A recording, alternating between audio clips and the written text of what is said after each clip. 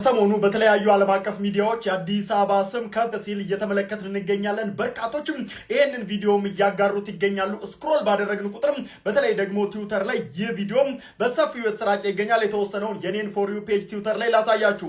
ይሄ እንግዲህ የምትመለከቱት ትዊተር ላይ ነው፣ ቀጥታ ኤክስ ላይ ማለት ነው። በአረብኛም ሁሉም በተለይ ደግሞ የህንድ የሶሻል ሚዲያ ተጠቃሚዎች በሙሉ እንደምትመለከቱት አዲስ አበባ ነው ሼር እያደረጉ የሚገኙት። ተመልከቱት። ዝም ብዬ ስክሮል ሳደርግ ማለት ነው በየአንዳንድና ሁለት ፔጁ አለ አዲስ አበባ አለች። ተመልከቱ።